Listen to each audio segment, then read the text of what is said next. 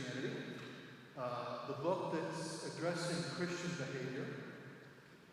So last week we got completely straight on the issue of human sexuality and marriage, all questions dealt with.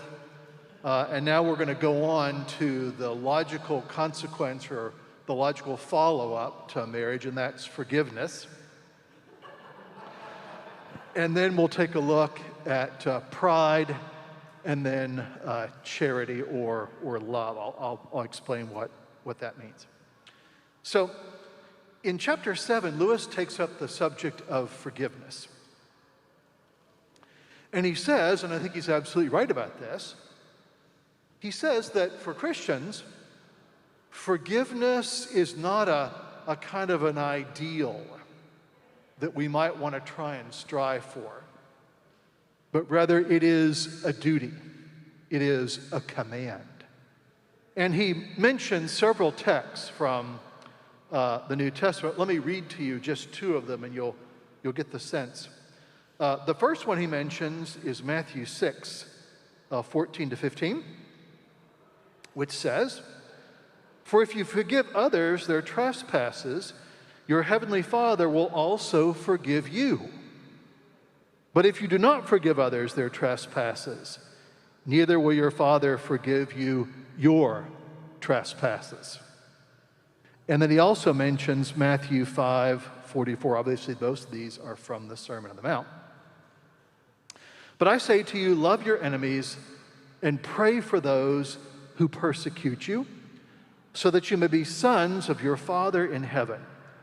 For he makes his sun rise upon the evil and the good, and sends rain on the just and the unjust." So let's get an orientation to forgiveness, and then I want to say 3 points about it. The really, really important thing that we want to grasp here, and this is why I read those two passages from Matthew, is that the practice of forgiveness is not something that we do to be moral or nice or loving or anything like that. Jesus makes it clear that the reason why his people practice forgiveness is so that in doing that they reflect the character of God. So think about it this way. Think about the most outstanding example that you can think of someone who has forgiven others who have totally and completely gone against him. And of course, I'm hoping that the first example that comes into your mind is God. Okay? In effect, right, in forgiving us, in practicing forgiveness towards us, God has revealed something of his character to us. And so Lewis's point here in chapter 7 is that for us, the practice of forgiveness is one of the things that we do, or should do, to reflect the character of God. Now, another thing about forgiveness that we just want to be mindful of here, because we're inclined to forget it, and that's this. The purpose of forgiveness is not to make us feel better. The purpose of forgiveness is not to make the person we forgive feel better. The purpose of forgiveness is to restore broken relationships. The purpose of forgiveness is to restore broken relationships. Now, on any discussion of forgiveness, right, at least anyone that I've ever been part of, the first thing that's always mentioned is, but wait a minute, forgiveness is really difficult. Yes, it is.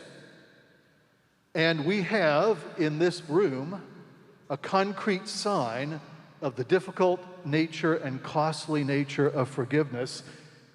It's right behind me. On Good Friday, God undertakes the difficult task of forgiving those who have completely gone against his purposes rejected his love and violated his order of creation. So, in your prayers, it might be helpful if you didn't try to inform God about how difficult forgiveness is. Okay? It's a really, really important point. So, Lewis focuses on three really important things about forgiveness that I just want to mention here, and then we're going to go on to pride. So Lewis says that one way of thinking about forgiveness, or the context in which we want to think about forgiveness, is Jesus' summary of the law in Matthew 24. Remember, Jesus is asked about the greatest commandment.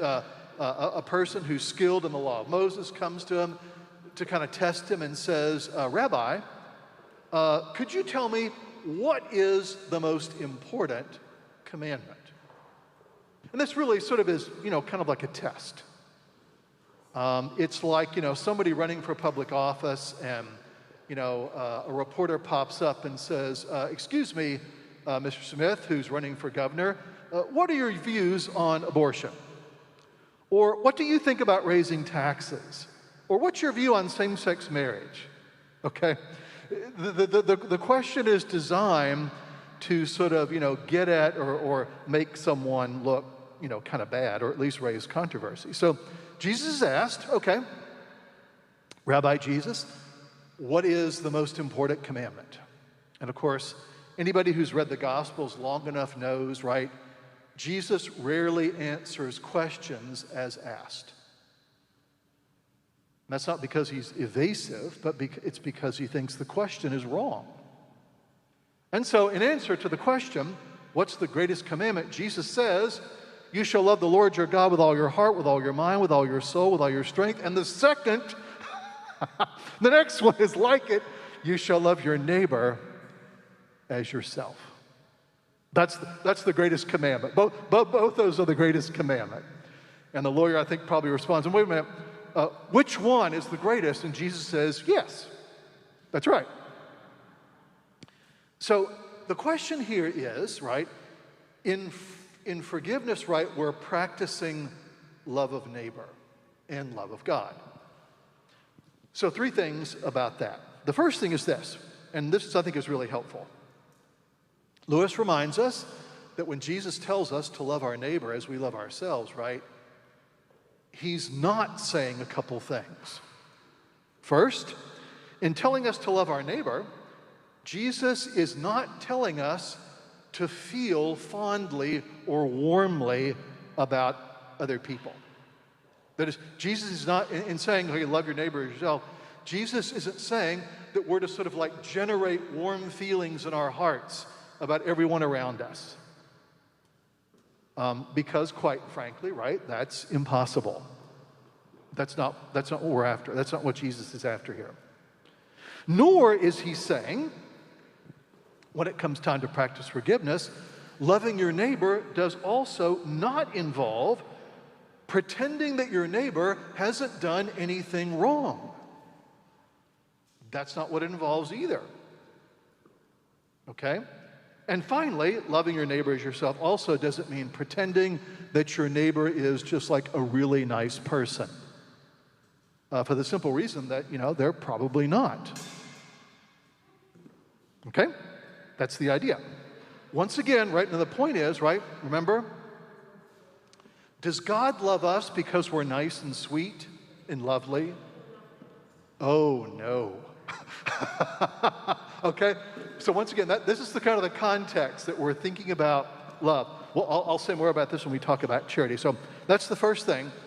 Loving your neighbor does not mean trying to generate warm feelings in your heart about your neighbor, and it doesn't mean pretending that the person that's just done something wrong to you really hasn't done anything at all. That's not what it means.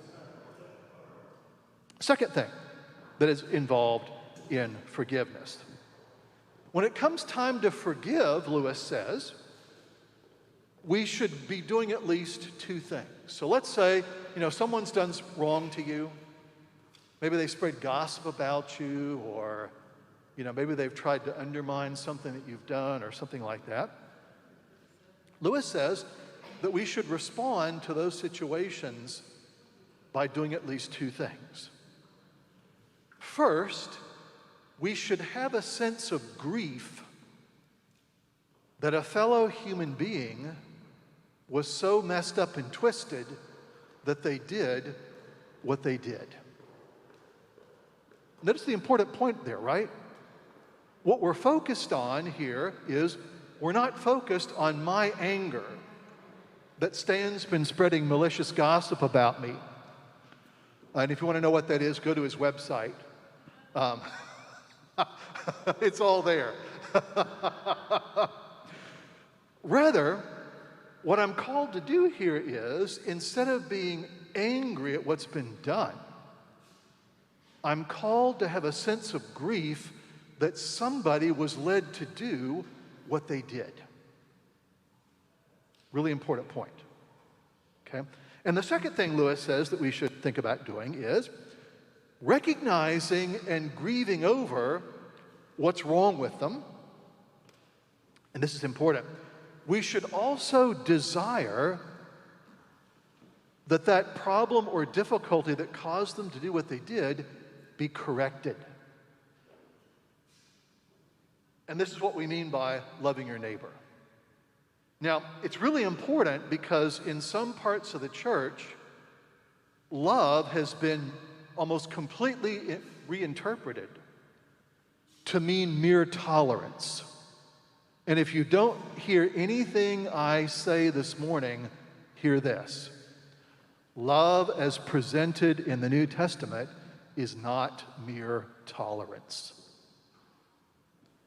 Tolerance, as we use it today, essentially is indifference. What we're called to do here is we're called to love our neighbor enough, first of all, to grieve over what they've done, and then second of all, actually to desire that what's wrong with them be corrected. So, for example, the proper response to the malicious gossip that Stan's been spreading about me is not to then begin to spread malicious gossip about him, but rather for me to come and sit down and say, now, Stan, why do you feel that you have the need to say this kind of stuff? Right? And we kind of get into conversation and I find out, the reason for it, and then we start to work on that. That's love. Love desires the correction and restoration of someone that's done us wrong. Now, of course, this may not be possible, right? It may not be possible for everyone who's done us wrong to be corrected, but part of what love means is the attempt to do that. So that's the second point. The third point that Lewis makes here about forgiveness is that another aspect of loving our neighbor as ourselves is, once again, not just sort of feeling things about them, but refusing to allow what they've done to us to prevent us from both doing and desiring good for them. Once again, God's the example here, right? We've actually done quite a bit of bad to God. God does not allow that to stand in the way of him doing good to us. And so we as his people attempt to emulate that practice. Loving your neighbor as yourself, practicing forgiveness also helps work against something that I think has become like a cancer today, a kind of a spiritual cancer. And that is, it prevents us from dehumanizing our enemies. I think this is one of the huge things that's wrong now about various forms of social media, right? We have got lots of people reacting to other people online, people whom they never have to meet or talk to, and so they just totally dehumanize, right? If you disagree with me, right, you must be a really awful individual, right? Because my views are so obviously correct and so obviously righteous that anyone who disagrees with me, right, must either be stupid or insane, or something like that, right? So the idea here is that we try not to dehumanize, right, those who have harmed us. We try to remember that they're human beings as well. And through it all, right, once again, we try to reflect the character of God. And once again, this is never going to be easy or simple or fun. Whenever you find it to be difficult, remember that.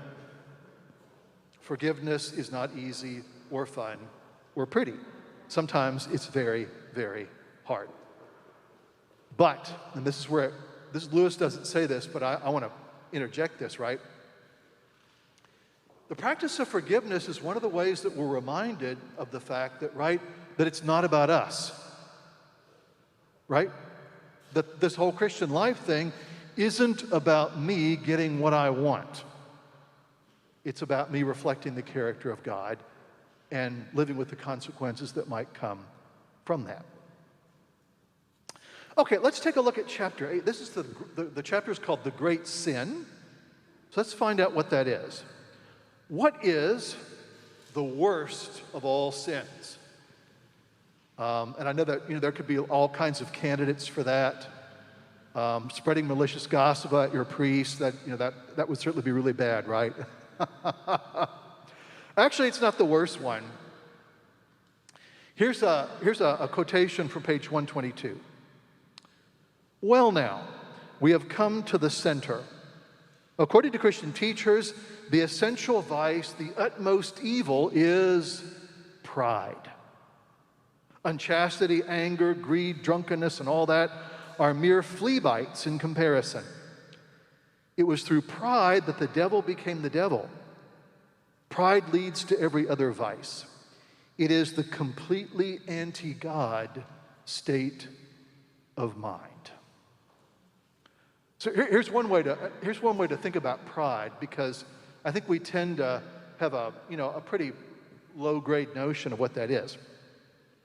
So in John Milton's Paradise Lost, after Satan and his angels are thrown out of heaven, remember they're exiled to the kind of the netherworld. It's dark and dank and awful after having been thrown out of heaven. And in the midst of this sort of darkness and awfulness, right, Lucifer says, well, it's really awful down here. It's certainly nowhere near as good as where we were thrown out of. But at least down here, I'm in charge. Up there, I had to serve. Down here, I run things. And that's what I want. And so he utters this famous line, better to rule in hell than to serve in heaven. And that's sort of like the essence of pride. Better to rule in hell, better for things to go my way and for things to happen the way I want them to and be utterly miserable than to serve in heaven. That's the idea. So let's see what Lewis has to say about pride. Now, I'm sure that probably none of us, thinks of ourselves as being proudful, right? Because I know most of you are well on your way to becoming saints, having been at St. Peter's for 5 or 10 years, and you're well on your way to sanctification. Some of us aren't quite that far along. So let me tell a story about myself that helped, in which I came to an awareness of my pride. So one evening, it occurred to me that I had forgotten something in my office, so I drove back to the church to come get that thing. And that night, there was a recording session going on in here, and someone had been posted at the door to kind of keep people out so the recording session wasn't going to be interrupted. So I got out of my car, and I approached the west doors, and this woman, whom I didn't know, I'd never seen her before, she looked at me, and she said, can I help you? I mean, she didn't know who I was, obviously, and I didn't know her. And for a moment, I got kind of angry. I thought to myself, wait a minute. I'm the canon for adult formation here. I don't need to be helped. I work here, for God's sakes. I didn't say that, but I thought it, which is just as bad, right? So I may be proud, but I'm also at least polite, right? That's one way to look at it. But anyway, Lewis sort of challenges us here, right? That we run into little things in life which will help us to recognize that little bit of pride that we have, right? So he says, what's the issue with pride? What's this? The thing about pride is it's a state of mind in which we're essentially competitive. We're always looking at others and seeing how we compare with them. And for the person who's truly prideful, right, it's really important that they be the smartest, the richest, the most successful, and the most important person in every room. Okay, so pride means that we're always comparing ourselves with other people. And there's some consequences to that. And one of those consequences, right, is that the person who's proudful, the person who's kind of filled with pride they have an inability to recognize good in other people. Because it literally is all about them. Right? Am I the smartest? Am I the richest? Am I the most successful, the most good-looking, the most significant person in this room? It's all about them. Here's what Lewis says about this on page 122. He says, pride gets no pleasure out of having something, only out of having more of it than the next man. We say that people are proud of being rich or clever or good-looking, but they're not.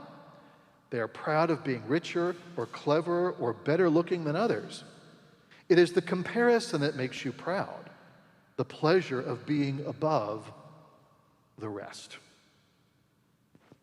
Now, the problem here is this, or one of the problems is this, right? Is that pride always disrupts any sort of community life, right? If you've ever had to work on a committee or a team with someone who's obsessed with their own importance, you know how difficult that is. They are not easy to work with because it's always about them. And therefore, right, pride inevitably breeds enmity. Right? Pride inevitably breeds enmity between people. Everything becomes a kind of conflict of egos for the truly proud. Another thing about pride here that Lewis mentions, and I think this is the most important thing he says, is that it's really important to recognize there's a spiritual danger in pride. And the danger is this: pride prevents us from truly knowing God. The person who's proud won't just have a difficult time knowing God.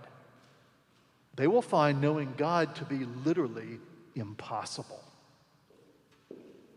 They will always be set against God. Pride and the knowledge of God always are opposites. They don't go together. There's no way to combine them. The other thing about pride that Lewis says is that pride also works against any real sort of sense of contentment. Okay, the truly proud person is never actually really content with what they have. You know, they come home and they're looking out the window, and the next door neighbor pulls up into the driveway with a new car. And immediately their mind starts to work. Oh my gosh, Fred's got a new car. It's newer than mine. It's better than mine. Better go on the internet. Okay? In fact, right, pride makes any sort of genuine sense of contentment impossible. We get this from the story of the man and the woman in the garden in Genesis 3. Remember what's happened? Up until the point where they're tempted to eat the fruit. Remember, God has given them this beautiful garden that provides for all their needs. They've been given one another for companionship, right? They really pretty much have everything. And that's when the serpent comes and says, oh, did you realize that there's one thing that you haven't been given? It's that fruit on the tree in the middle of the garden. God has held that back from you. Why do you suppose that is? It's unjust. You deserve it. And then the woman starts to look at the fruit on the tree and she says, yes, I see your point. Okay? Yes, we do deserve it. Notice the idea here is that sin and pride make genuine gratitude and contentment impossible, because there's always something else that you want or deserve. Now, Lewis says that sometimes, right, we use the word being proud in a different sense. So we talk about, right, someone says, I'm really proud of my son, or I'm really proud of the school that I went to, or I'm really proud of thus and so. Lewis says that we're using the word proud here in a different way, and in some cases a wrong way.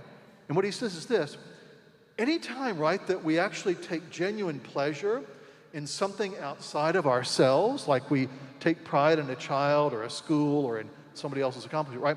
We're actually going against pride, because we're actually taking pleasure in something outside of ourselves.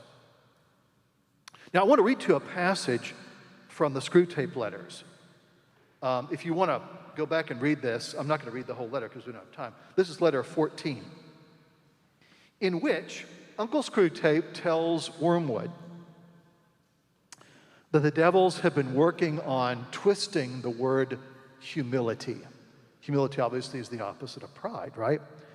And he says that what they've been trying to do is they've been trying to twist the word humility so that it's come to mean having a kind of low evaluation of yourself.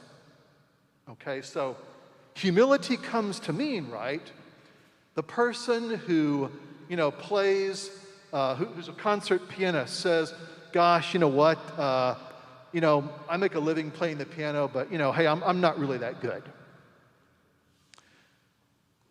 Twisting the word humility so that it comes to mean actually saying things that really aren't true.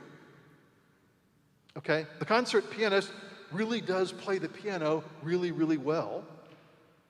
Only in his understanding, right, humility has come to mean actually denying that. So here's what Lewis says. Here's what humility actually really means. And he's going to refer to the enemy, which of course is God. So here's what Uncle Screwtape says. The enemy wants to bring the man to a state of mind in which he could design the best cathedral in the world and know it to be the best and rejoice in the fact without being any more or less or otherwise glad at having done it than he would if it had been done by another. The enemy wants him in the end to be so free from any bias in his own favor that he can rejoice in his own talents as frankly and gratefully as in his neighbor's talents. Get the point, right? Humility isn't that mindset which says, I really can't do anything well, and I just want to admit that. No. Humility, right, says, you know what? The concert pianist says, I can play the piano pretty darn well. But that doesn't keep them from actually recognizing and even enjoying the talents and gifts of others. Right? That is, the ideal here in the church, right, is that we all recognize that God's given us all gifts, right?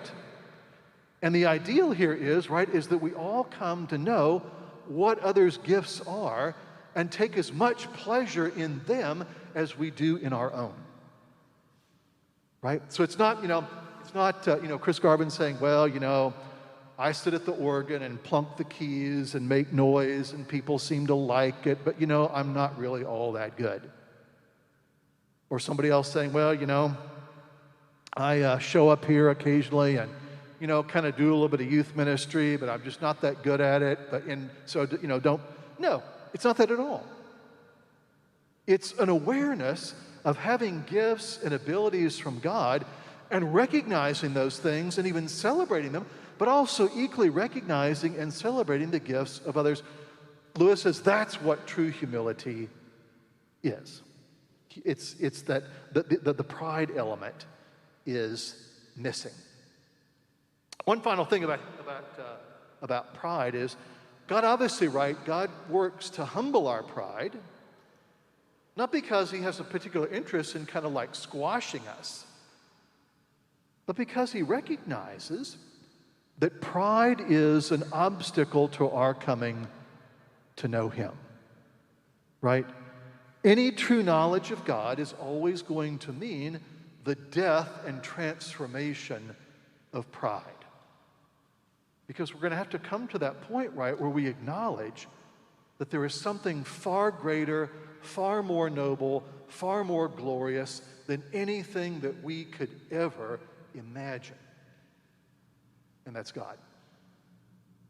And that's going to reshape our whole sense of pride and kind of cleanse and purify it.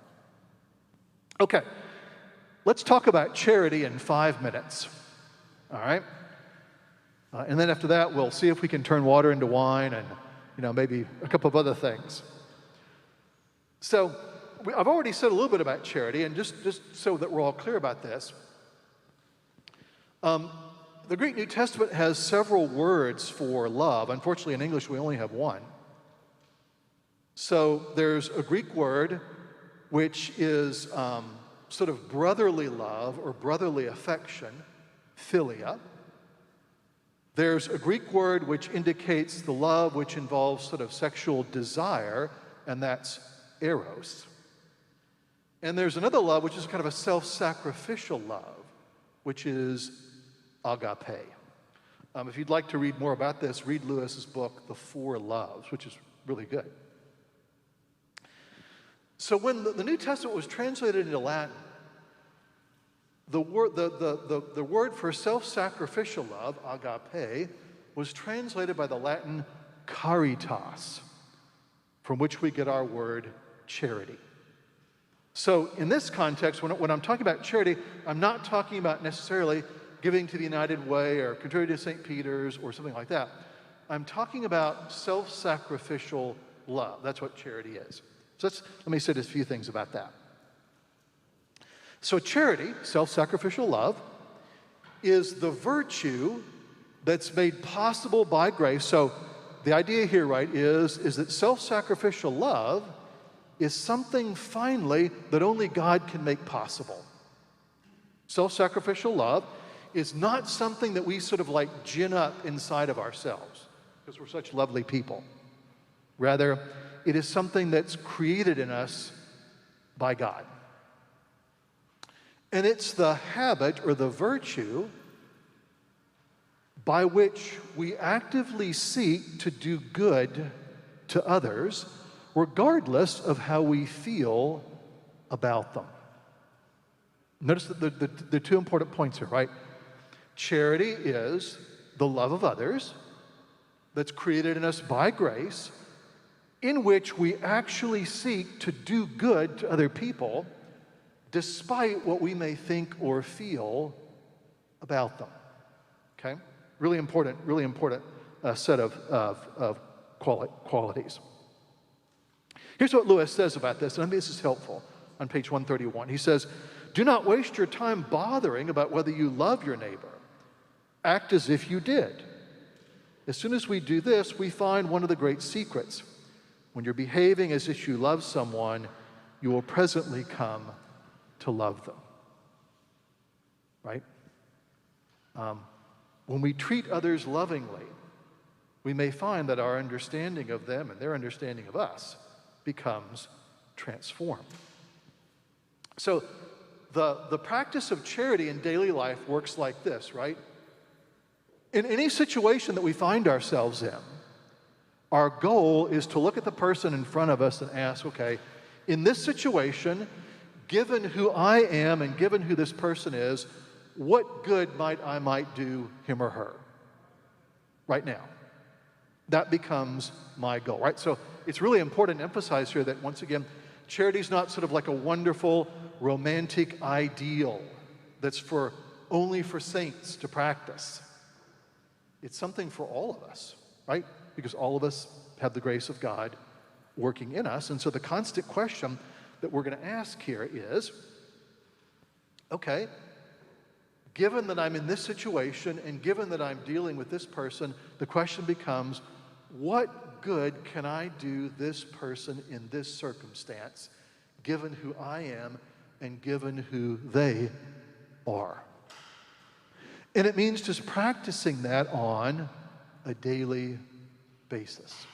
Now, of course, one of the things that's going to mean, and this is where we'll stop, one of the things that's going to mean, right, is that we're going to come to see people in a very, very different way. Okay, brief story.